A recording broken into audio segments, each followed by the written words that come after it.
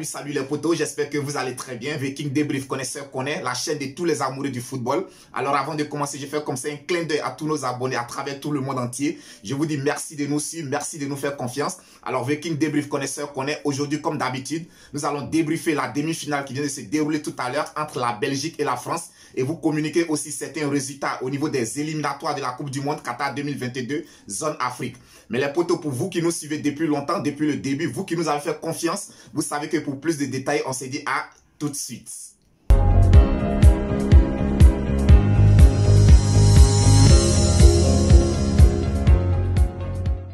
Alors, les potos, tout à l'heure, nous avons assisté à la seconde demi-finale de la Ligue des Nations européennes entre la Belgique et la France. À vrai dire, nous avons assisté à un match de très grande qualité, à un match de haut niveau, un match qui a été produit par les deux équipes telles que nous, les amoureux du football, nous aimons voir. Je peux dire que chaque équipe a eu sa mi-temps. En première mi-temps, on a vu une équipe de la Belgique qui a dominé la France dans tous les secteurs de jeu. On a vu une équipe de la Belgique qui avait de la créativité, des idées dans le jeu, la fluidité dans les passes, les transmissions, les déplacements, tout était correct sur le terrain. Dans tous les secteurs de jeu, on a vu une équipe de la Belgique qui a dominé la France. Au milieu de terrain, Kevin De Bruyne, associé à Eden Hazard, ont carrément axifié le milieu de terrain français. Ce qui a permis à la Belgique de pouvoir scorer à 2 reprises dans un premier temps par l'entremise de Carrasco et ensuite par Romelu Lukaku. Donc je peux dire en première mi-temps, on a vu vraiment un vrai visage de l'équipe de la Belgique. Alors moi je me suis dit que cette fois-ci serait les bonnes parce que cette équipe dorée de la Belgique attend toujours de pouvoir remporter son premier trophée. Cette équipe de Belgique, les potos, elle me rappelle l'équipe nationale de Côte d'Ivoire. On se souvient tous. Au temps de la génération Didier Drogba, Maestro, Salomon Kalou, Kalou Bonaventure, Yaya Touré, Aruna Dendane, etc. Ben, toute l'Afrique, et peut même dire que toute la planète mondiale sportive avait peur de cette équipe-là. Mais malheureusement que cette équipe n'a jamais pu remporter des trophées pour la Côte d'Ivoire. Et aujourd'hui, quand je vois cette équipe de la Belgique jouer, elle me rappelle tout de suite cette équipe dorée de la Côte d'Ivoire. Aujourd'hui, avec tout l'effectif que cette équipe de la Belgique a, il est quand même inadmissible de penser, ne serait-ce qu'une seule seconde, que tous ces joueurs arrêteront leur carrière sans toutefois offrir le moindre trophée à la Belgique. Je pense que c'est impensable. Et aujourd'hui, en première mi-temps, j'ai failli dire que mon rêve a failli se réaliser parce que je suis des personnes qui attendent de voir que cette génération dorée offre un trophée à la Belgique. Donc, je peux dire, en première mi-temps, je me suis dit, ben, tiens, cette fois-ci sera la bonne. Mais il fallait compter sur le génie de l'entraîneur français Didier Deschamps. Je pense que pendant la mi-temps, dans les vestiaires, il a su galvaniser sa troupe, il a su remonter sa troupe, ce qui nous a permis, au retour des vestiaires, de voir un autre visage de la France. Tout de suite, les cadres de l'équipe de France ont pris leurs responsabilités. Quand tu vois des joueurs comme Karim Benzema, des joueurs comme Paul Pogba, des joueurs comme Antoine Griezmann, des joueurs comme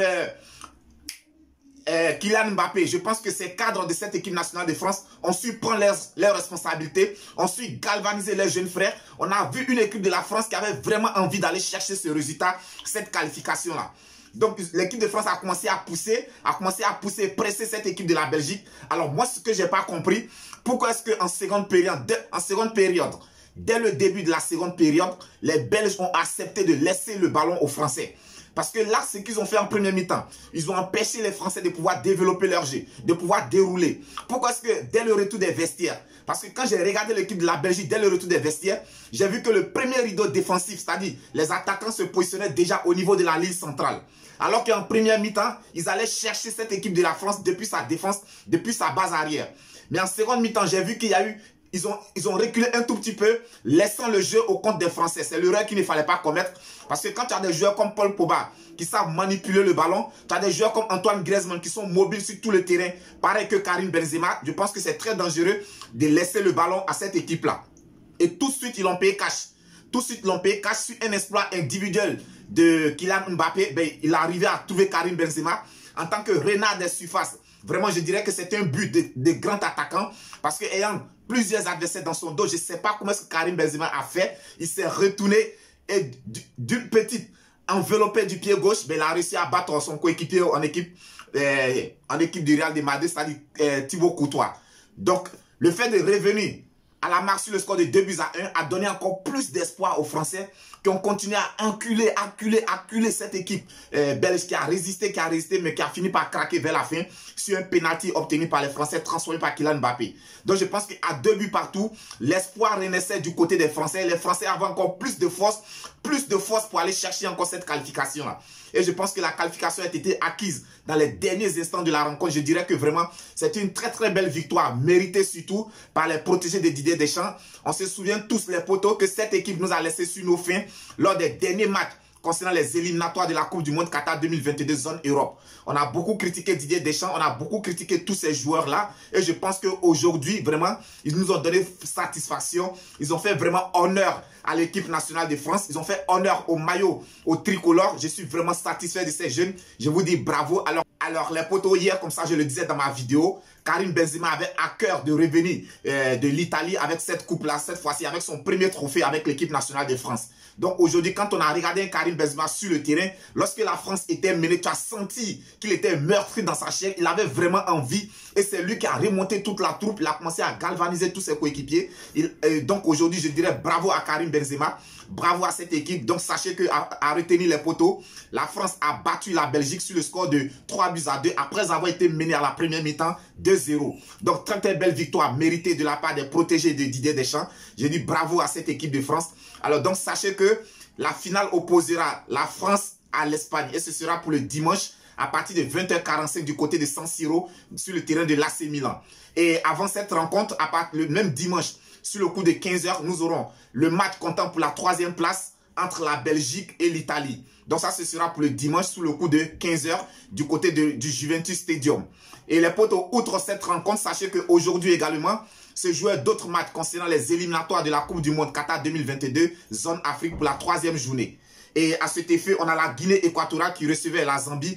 Victoire de la Guinée équatoriale aux dépens de la Zambie sur le score de 2-0. On a aussi le Libéria qui a été surpris à domicile par la surprenante équipe du Cap-Vert. Le Libéria a été battu à domicile sur le score de 2-1. Et les potos, on a la RDC Congo qui est venue à bout du Madagascar sur le score de 2-0. Ensuite, on a la Tanzanie qui a été également surpris à domicile par le Bénin sur le score de 1-0. Le Nigeria également s'est fait surprendre par la République centrafricaine sur le score de 1-0. Je dirais que les potos, c'est la grande surprise de cette 3e journée, la défaite du Nigeria à domicile par la République centrafricaine sur le score de 1-0. Et pour terminer les potos, on a aussi le Rwanda qui a été battu à domicile par l'Ouganda sur le score de 1-0. Sachez que la suite et fin de cette 3e journée, ce sera pour demain. Et comme je l'ai dit dans ma précédente vidéo, on a les éléphants de Côte d'Ivoire qui affronteront le Malawi du côté de l'Afrique du Sud. Et ensuite, on a le Cameroun qui affrontera le Mozambique. Donc, ce sont des rencontres que je vous invite à suivre de très près. N'oubliez pas aussi la finale de la Ligue des Nations européennes pour le dimanche entre la France et l'Espagne. Je pense que c'est une rencontre qui tiendra toutes ses promesses. Je vous invite les potos à suivre toutes ces différentes rencontres. D'ici là, portez-vous bien. Si tu n'es pas encore abonné à notre chaîne, n'hésite pas à le faire. Abonne-toi. Viking Débrief Connaisseur connaît. C'est la chaîne de tous les amoureux du football. C'est la chaîne de tous les connaisseurs du football. Partagez, likez. D'ici là, portez-vous bien. Moi, je vous dis bye bye et à très bientôt pour une autre vidéo.